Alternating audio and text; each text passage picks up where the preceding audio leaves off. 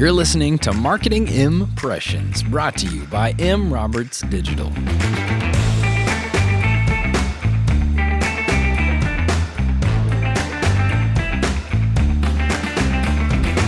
We are data-driven marketing experts who develop, deliver, and optimize business growth campaigns.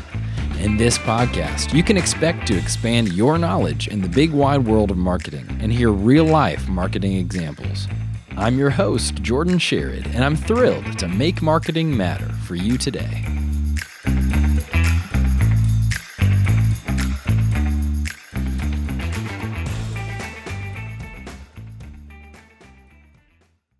Hey guys, welcome back to the podcast, Marketing Impressions. You know, a lot of people see blogging as something that, world travelers or stay-at-home moms do, right? But it's so much more than that.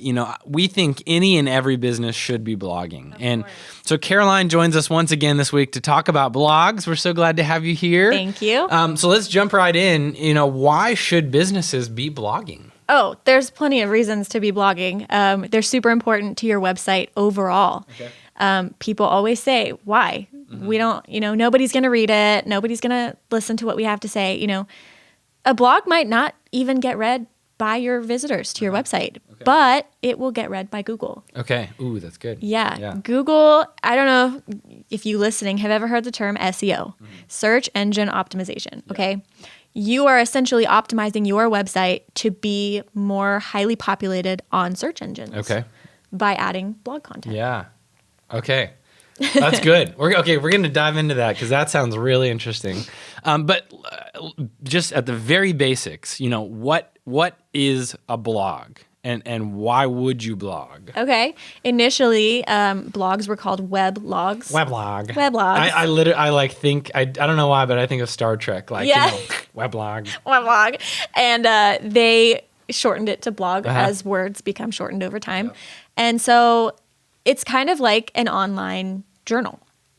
You're writing things that are relevant to your industry. If you are a fashion boutique, you're writing about the latest trends. Yeah. Fashion shows, the latest things in the season, things like that. Yeah.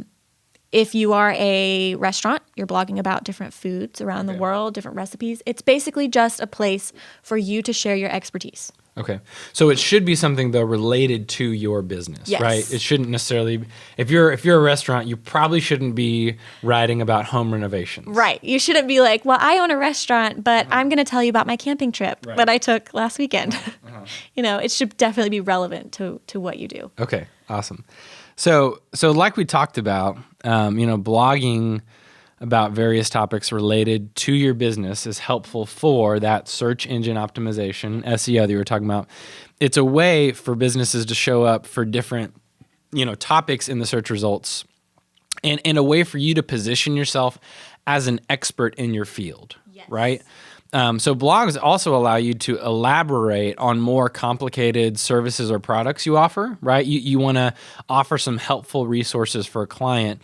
So for instance, a lot of businesses write like how-to articles or, provide the top 5 tips for something or it's another way for your business to engage with your customers, provide value, create raving fans, and, if you're the one writing it, a lot of times it's free. So we provide this service for our clients, and they do pay us not a lot. It's actually very cost effective, but it is something that you can also do a lot of times for free. And it's highly beneficial. There are multiple reasons why blog writing is essential. Yeah. Okay, so Caroline, for businesses out there who want to start blogging, they're like, okay, I get it. Blogging helps me show up more, helps my website show up more for content that relate to my business, that I want to show up for. It helps me engage with my customers. It helps provide them value so they build that relationship back with me, right? I'm on board. How do I start blogging? What are some tips, as I start blogging? So I know that if I have to write a blog, my first step is going to be research. I'm going to look up what's trending, what people are searching for, what people want to read about, and then research, what you're going to write in detail. How is it going to look? Are you going to write a how-to article? Are you going to write something about trending viral topics, viral videos, And whatever you decide to write, just go for it. I mean, even if nobody reads it, it's there. The information is there. People can find it easily, and it brings people to your website. So it's multifaceted. Yeah, that's good. I think of a couple of practical things along those lines. I know that Google, when they scan the pages on your website, in their ranking them, they value more highly web pages that have at least 300 words. So you want to have at least 300 words in your blog. 300 to 500 is generally like a good amount. And then again, have a consistent theme or a couple categories, right? What you're writing about. And then you really want to mention the reason you show up for different topics or why you write blogs is you want to make sure you're mentioning and talking about keywords that people would be searching for. So again, going back to the restaurant example, right? You might, if you're an Asian cuisine, you might want to say that in your blogs. Give yourself the credibility. Yeah, and say things like, here's how we do this at our Asian cuisine. And you mention that word like 3 to 5 times, and you say, this is the word that I want to show up for in this blog.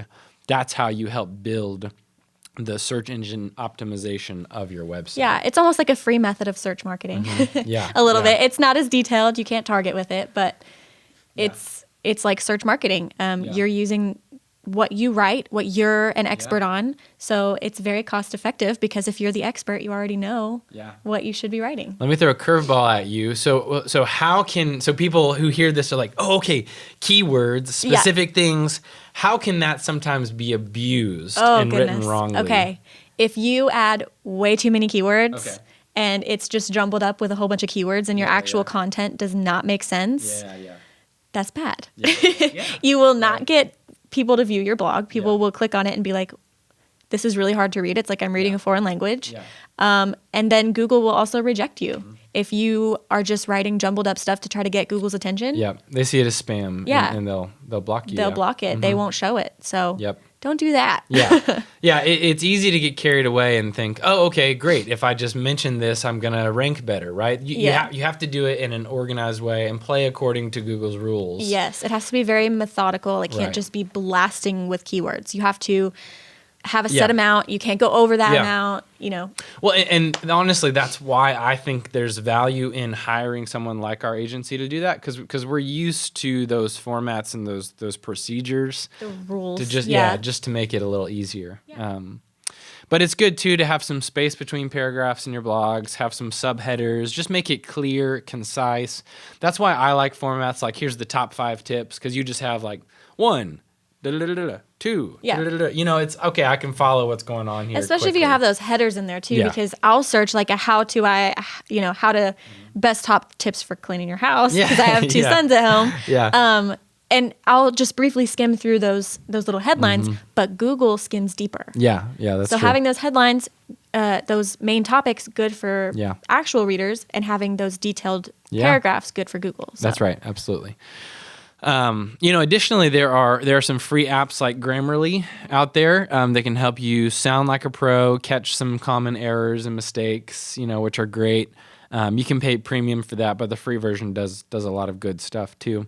And again, M. Roberts Digital offers, blog writing as one of our services, and there's other agencies and people that do that too. So, anything else you want to add about blogs, Caroline? Or just to tail on what you said, the best tip I can give beyond just doing it and starting a blog is to hire an agency with a team of writers that, again, know those rules and know the guidelines, because we're familiar with the best ways that we can get your blog out there and not get it blocked. Yeah, absolutely. And then, keeping the tone of voice consistent, keeping the branding consistent, those are all things that I would say are very important. I love it. Awesome.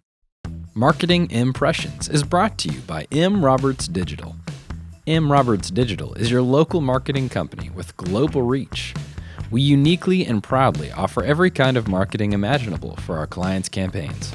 Quite simply, we make you successful. By hitting our goals month after month, M. Roberts Digital has continued to grow year after year and achieve unprecedented success. You can learn more and start your own marketing campaign at mrobertsdigital.com.